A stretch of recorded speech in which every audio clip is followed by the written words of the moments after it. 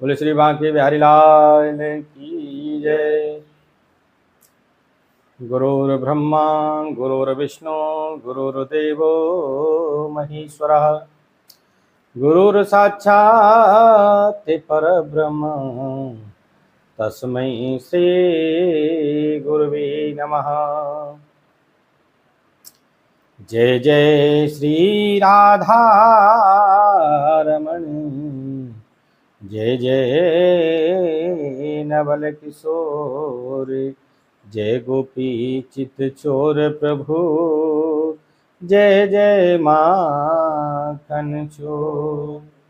बोले श्री बालकृष्ण लाल की जय, श्री गुरुदेव भगवान की जय, बोले श्री गणेश जी महाराज की जय, बोले श्री सरस्वती मात की जय हो। जितने भी योनियां हैं उनमें जितना भी हम जन्म कर्म करते हैं और जब हम अंत में ब्रज में किसी भी रूप में जन्म ले लेते हैं तो शास्त्रों का ऐसा प्रमाण आया है कि हमेशा के लिए हमारी फिर मुक्ति हो जाती है, क्योंकि ब्रज में जन्म लेना भी बहुत बड़ा ही ठाकुर जी की बहुत बड़ी कृपा है। और क्योंकि जरूरी नहीं है कि आप मानव का जन्म लो, क्योंकि वहां तो कोई पशु बन जाओ, कोई पक्षी बन जाओ, कोई इंसान बन जाओ, जैसा भी जन्म लेते हैं और उस भगवान रूपी चरण रूपी ब्रजमंडल में और उस चरण सेवा करते हैं भगवान की, तो समझो कि आपकी वो मुक्ति हो जाती है। कितने कितने संत मुनि वहाँ ब्रज में जन्म लेने के लिए तरसते हैं, लेकिन हम लोग बड़े भाग्यशाली हैं कि हमारे को इस ब्रज में जन्म प्राप्त हुआ है, और वो भी एक ब्राह्मण कुल में जन्म प्राप्त हुआ है। ये ठाकुर जी की बड़ी ही कृपा है, क्योंकि कहते हैं कि मंदिर तो गाम गाम है, कि वृंदावन तो इसी का नाम है। क्योंकि वृंदावन में कण कण में आपको राधा कृष्ण का वास मिलेगा। आप कहीं भी जाइए, अगर आप पिकनिक के रूप में अगर वृंदावन जाओ तो आपको वहां पर सिवाय छोटी छोटी गली और गंदी गलियों के सिवाय कुछ नहीं प्राप्त होगा। लेकिन अगर आप भक्ति के चश्मा ला के गए, भक्ति भाव से गए हो, तो आपको मैं सत्य कहता हूं, आपको कण कण में मेरे राधा माधव का दर्शन होगा। क्योंकि आज भी वृंदावन में कुछ ऐसे स्थान हैं जहां पर मेरे भगवान श्री राधा कृष्ण आज भी आते हैं। जैसे हमारा सेवा कुंज है, निधि वन है, आज वहां का ऐसा प्रमाण है कि आज भी वहां पे राधा कृष्ण भगवान और किशोरी राधा अन्य सखियां आज भी वहां पर रास करने के लिए आज नित्य आते हैं। ऐसा वर्णन आता है, हमारे गुरुजी कथा सुनाते थे हमारे को कि ऐसे एक बार रास करने के लिए आए भगवान, तो वहां पर किशोरी राधा जी की पायल गिर गई। अब जब पुजारी जी ने सुबह जब नित्य मंदिर खोला तो उनको वहां पर पायल मिल गई, क्योंकि अब सेवा कुंज का एक नियम है कि जब रात्रि में पट मंगल करते हैं तो वहां पर जितनी वस्तु हैं उन सब को सजा के रखते हैं, और नित्य वहां पर शाम के समय झाड़ू लगाते हैं। वहाँ छोटी छोटी झाड़ियां हैं, और वो जितनी भी झाड़ियां हैं वो सभी राधा कृष्ण का स्वरूप है। और रात को नित्य ही वही जितनी झाड़ियां हैं ना, वही सभी सखी और राधा का रूप धारण कर लेती हैं, ऐसा वर्णन आता है।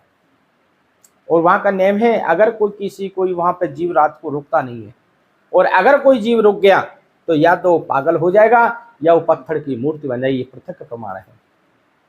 बड़े बड़े पत्रकार भी वहां पे गए हैं इस चीज की खोज करने के लिए, लेकिन उनको यहाँ सत्यता प्राप्त हुई है, क्योंकि वहां पर आज भी पुजारी जब मंदिर से मंगल करते हैं तो वहां पे दातुन रखते हैं, ठाकुर जी की सेज को सजाया जाता है, उस पर फूल बिछाए जाते हैं, कई कई प्रकार की ऐसी वस्तु रखते हैं। लेकिन जब सुबह जाते हैं तो जो कुछ 4-4 5-5 ताले लगे रहते हैं, उन तालों के अंदर मंदिर में वो बेड सीट है, वो सुकुन होती है, फूल है, वो बकरे मिलते हैं, दातुन है, जैसे भगवान दातुन करते हैं चबाते हैं, ऐसी चबी हुई मिलती है।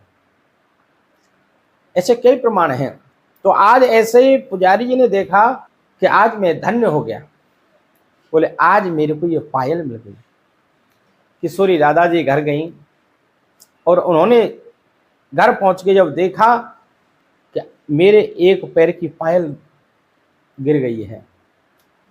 अब दोबारा किशोरी राधा सेवा कुंज में आ नहीं सकती हैं, तो किशोरी राधा जी ने अपनी सखियों को भेजा और पुजारी जी से कहा, बोली पुजारी जी हम लोग कल शाम को यहाँ पर मंदिर में आए थे और हमारे यहाँ एक पायल गिर गई है हमारी सखी की, आपको वो मिली है क्या? पुजारी जी के नेत्र सजल हो गए थे। बोले पायल तो मिली है मेरे को सखी। तो सखी ने कहा कि बोले पुजारी जी आप मेरी उस पायल को मेरे को दे दीजिए। पुजारी जी ने कहा, बोले देवी मैं इस पायल को आपको नहीं दे सकता हूं, क्योंकि इस पायल को तो मैं उसी को दूंगा जिसने एक पैर में पायल पहन रखी होगी और उस पायल की पायल से मिला के देखूंगा तभी मैं पायल दूंगा, नहीं तो मैं पायल नहीं दूंगा। अब सखी ने जाकर किशोरी राधा से कहा, किशोरी राधा ने किसी और सखी को भेजा, पुजारी ने फिर उससे मना कर दिया। आखिरकार किशोरी राधा जी को आना पड़ा और आज किशोरी राधा जी को जैसे ही राधा जी आई और जैसे ही पुजारी जी ने उस पायल को देखा और पायल से पायल मिलाया और मेरे पुजारी जी ने सत्य बता रहा हूं उस पायल को उनके पैरों में अपने हाथ से पहना के और उनके चरण पकड़ लिए। बोले किशोरी राधा आप कोई और नहीं है, आप मेरी प्राण वल्ला किशोरी जी हैं। बोले आपके चरणों मेरा कोट कोट वंदन है। हे किशोरी जी आज मेरी सेवा करते करते मेरी दाढ़ी पक गई, सफेद बाल हो गए, लेकिन आज तक मैंने ऐसी कौन सा कर्म किया, ऐसी कौन सा ऐसा मैंने धर्म किया जिससे मेरे को आपका ये स्पष्ट दर्शन मिला।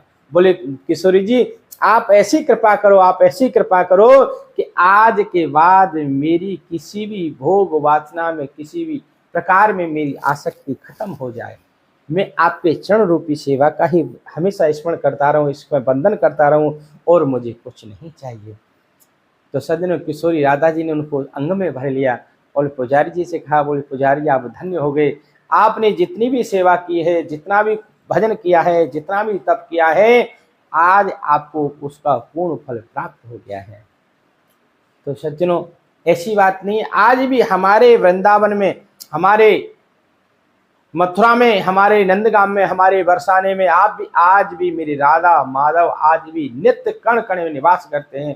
क्योंकि आप वृंदावन में आप कभी भी जाओ, आपको कोई ये नहीं कहेगा कि भैया हट जा, कि बहना हट जा, कि ताई हट जा, के चाहे नहीं, राधे राधे राधे राधे राधे एक ही शब्द सुनाई देगा और दूसरा सुनाई नहीं देगा। क्योंकि वो तो वहां पर तो राधा प्राण, उनका प्राण है ब्रजवासियों का। जब तक उनकी राधा है, जब तक कुछ भी नहीं उनको अच्छा लगता है।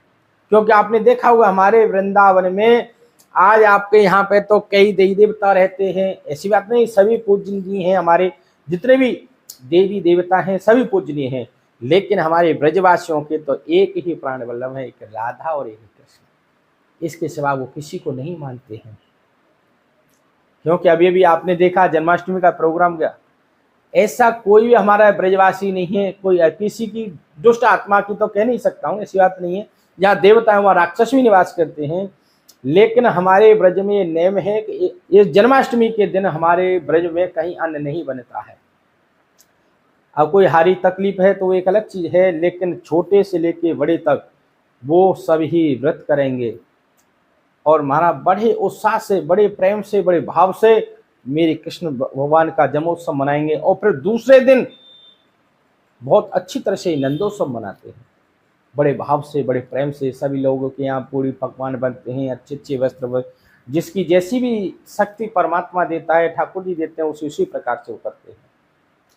तो ये बड़ा भाग्य, ये हमारा बड़ा भाग्य है, परम भाग्य है हमारा, जो आज हमारे को मानस तन मिला और मानस तन मिलने के बाद में ब्रज में जन्म मिला और ब्रज में भी ऐसे उच्च कोट के ब्राह्मण के कुल में जन्म मिला और ब्राह्मण भी ऐसा मिला महाराज, आपको मैं अब आपने मुझसे क्या बड़ाई करूं कि वो भी ब्राह्मण ऐसा एकदम शुद्ध शाकाहारी, किसी प्रकार का कोई मतलब नहीं है, किसी तामसी चीज की कोई आवश्यकता नहीं है, सिर्फ है तो सिर्फ दाल रोटी और ठाकुर जी का भजन और कुछ भी नहीं है।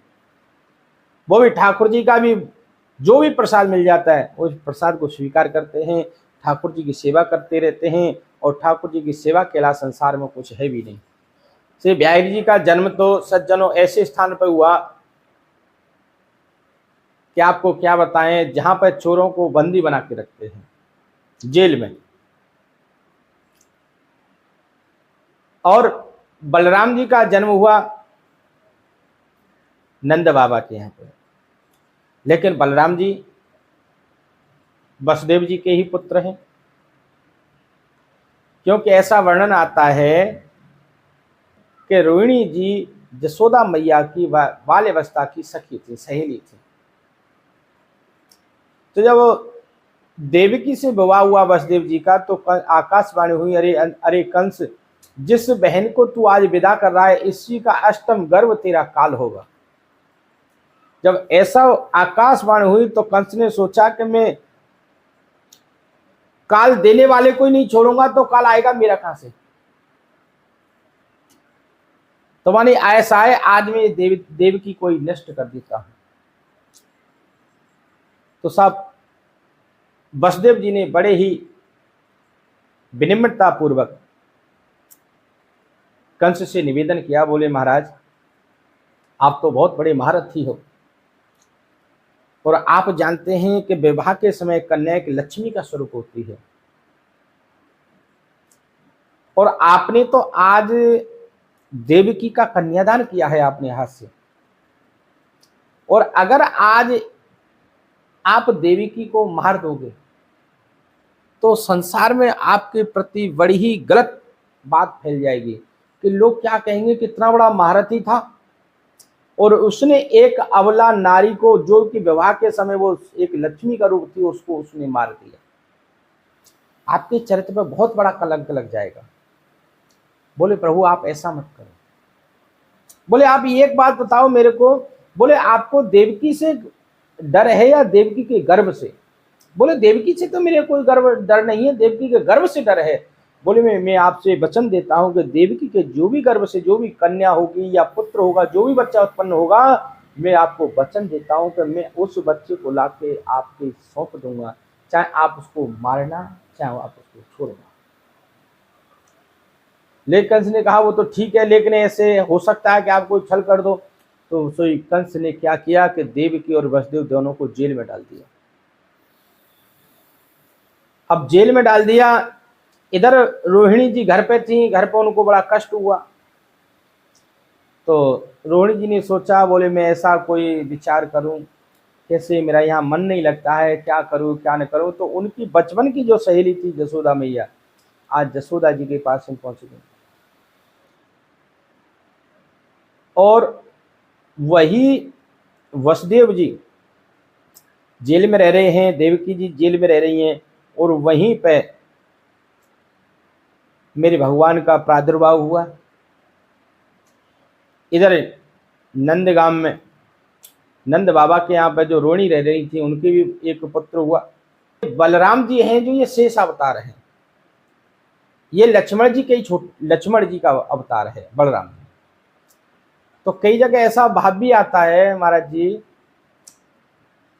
कि जब मेरे प्रभु राम जब वन में गए थे, और जब वन में गए थे तो वन में जाकर लक्ष्मण जी 24 घंटा राम जी की सेवा में लगे रहते थे, कभी विश्राम नहीं करते थे। तो एक रात्रि में राम जी के चरण दबा रहे थे लक्ष्मण जी, तो राम जी ने कहा, बोले लक्ष्मण अब ऐसा कर, बहुत रात हो गई, अब तो थोड़ा सा विश्राम कर ले। तो कोई बात नहीं, लक्ष्मण जी फिर दबाने लगे, फिर राम जी सो गए, राम जी की फिर नींद लगी, फिर भी लक्ष्मण जी पैर दबा रहे हैं। तो राम जी ने कहा, बोले हम कुछ कह रहे हैं तू सुनता नहीं लक्ष्मण? बोले मैं कह रहा हूँ सो जा। बोले नहीं मेरे को नींद नहीं आ रही। बोले हम बड़े भाई हैं, बोले सो जा। लक्ष्मण जी ने मन में विचार किया, बोले आज मेरे को सेवा करने का मौका है तो ये सेवा नहीं करने दे रहे हैं। बोले सुनो, आज तो आप छोटे बन के आया हूं मैं आपसे, तो आप मेरे को डांट रहे हो। द्वापर में जब मैं जन्म लूंगा तो मैं आपसे बड़ा हो के आऊंगा, तो मैं आपको जबरदस्ती सेवा, क्योंकि कई बार कई जगह वर्णन आता है ना कि राम जी को, मेरे भगवान श्री कृष्ण को बलराम जी जबरदस्ती कान पकड़ लेते हैं, वो यहाँ पे क्योंकि ये उन्हीं का बोले राम जी, जब तुमने मेरे को सेवा नहीं करने दी, लेकिन अब तो मैं बड़ा बन के आया हूँ, अब तो मैं आपकी सेवा करूंगा, आप मेरे को रोक नहीं सकते। प्रादुर्भाव जेल में हुआ है, और जेल में जब भगवान आए तो सज्जनों जितने भी पहरेदार हैं सभी समस्त पहरेदार सो गए, और देवकी और वसुदेव के जितने भी जो बंधन बने थे, बेड़ियां पड़ी थी, सब जितने भी ताले लगे थे, समस्त बंधन साधन है वो सब छूट गए। नंद बाबा के यहाँ गए यमुना पार करके, और वह जमुना पार करके आए हैं तो वहाँ पर नंद रानी के यहाँ एक कन्या का जन्म हुआ है, और वहाँ पर नंद बाबा ने बड़े कठोर मन से अपनी लाला को सुलाया है, और वहाँ से उस कन्या रूपी देवी को लेके आए हैं। और जैसे ही जेल में प्रवेश किए हैं तो सज्जनों जितने भी ताले थे, जो पहरेदार थे वो सो गए थे, जितने भी जो ताले खुले थे आज धीरे धीरे सब ताले लगते जा रहे हैं। वैसे भी कन्या जी को लेके आए, और जितने भी पहरेदार हैं सब जग गए हैं, और कन्या ने रोना प्रारंभ कर दिया है। कहने का मतलब क्या है कि जब हम परमात्मा को पकड़ते हैं, परमात्मा के प्रति हम बढ़ते हैं, तो आप विचार करना कि हमारे संसार के जितने भी साधन है ना वो धीरे धीरे सब छूट जाते हैं। और जब हम माया रूपी कन्या को हम पकड़ते हैं, और जितनी भी माया रूपी कन्या को हम पकड़ेंगे उतने ही हम संसार के साधनों में बंधते जाएंगे। वसुदेव जी जैसे ही कन्या रूप को लेकर आए, मारा चारों तरफ हाहाकार मच गए, वहां रोने लगी है। कंस को पता चल गया, और कंस ने जब मेरे वसुदेव जी जब उस कन्या रूपी को लेके गए कंस को, तो कन्या को उसमें जैसे ही उसने पत्थर पे मारना चाहा तो सज्जनों कन्या रूपी आकाश में चले गई, अष्टभुजी धारण उन्होंने रूप धारण कर लिया, और बोले अरे दुष्ट, अरे तू मेरे को क्या मारेगा, अरे तेरे को मारने वाला तो उस ब्रज में पैदा हो चुका है। आज ऐसा कहकर जैसे देवी अपने आकाशवाणी में ऊपर चली गई, और उसके बाद से कंस के मन में बड़ा ही भयभीत हुआ। उसने ब्रज 84 को उसमें एक आदेश दे, 1 महीने के अंदर जिन्होंने जन्म ले लिया है ऐसे बच्चों समस्त बच्चों को नष्ट कर दिया जाए। लेकिन आप जानते हो ब्रज में घुसने कौन देगा। उसके बाद उन्होंने अपनी बहन एक पूतना नाम की थी उसको बुलाया है। पूतना गई मेरे भगवान को मारने के लिए, मेरे भगवान ने उसका उद्धार कर दिया है। कई भाव उत्पन्न होते हैं, बोले महाराज पूतना तो मेरे भगवान को मारने के लिए गई थी, आप विचार करो, अरे अगर कोई हमारे को मारने के लिए आए हम उसकी खातिर थोड़ी करेंगे, हम उसकी सदगति थोड़ी करेंगे, हम तो उसको दंडित करेंगे। लेकिन भगवान ने क्या बोले, यही तो भगवान का भाव है कि भगवान यही नहीं देखते हैं कि आपके अंदर कितनी अवगुण है, लेकिन भगवान तो ये देखते हैं कि आप अंतः यानी अंतकरण में आप क्या कर रहे हैं, अंतिम समय में आप क्या करना रहे हैं, और आपका भाव क्या है। बोले पूतना मारने के लिए तो आई थी, वो राक्षसी थी, उसने कई प्रकार के पाप किए थे, अत्याचार किए थे, लेकिन अंत समय जब आई तो किस भाव से आई थी कि मैं अपने कन्हैया को दूध पिलाऊं। तो आप बताओ दूध कौन पिला सकता है? दूध तो एक माँ पिला सकती, चाहे वो जहर लगा के लाई थी या कुछ भी करके आई, लेकिन भाव तो उसका देखो कि भाव उसने माँ का बनाया था। तो भगवान ने कहा जब उसने अपने मन में माँ का भाव बना लिया तो क्या आज भी वो राक्षसी है? क्योंकि भगवान कभी ये नहीं देखते हैं कि आपके पास में कितनी डिग्रियां हैं, आपके पास में कितनी संपत्ति है, आप कितने वेदों के प्राणों के आचार्य हैं, आपके पास कितनी डिग्रियां हैं। परमात्मा ये नहीं देखते, परमात्मा एक ही भाव देखते हैं कि आपका मन कितना सरल है, आपका मन कितना सीधा है। और जो भगवान के से जब आपका मन सीधा होता है, मन निश्चल होता है, मन में किसी प्रकार की कोई द्वेष भावना नहीं होती है, पाप नहीं होता है, तो परमात्मा ऑटोमेटिक आपके हर प्रकार की विघ्न बाधा को हर लेता है। लेकिन ये जरूर है कि परमात्मा की भक्ति करने में संकट जरूर आते हैं, क्योंकि परमात्मा ये परीक्षा लेता है, बोले ये भक्त कैसा है, इसके अंदर ये जो भक्ति कर रहा है इसके भक्ति के अंदर कौन सा स्वार्थ है। क्योंकि हम लोग स्वार्थ ज्यादा देखते हैं,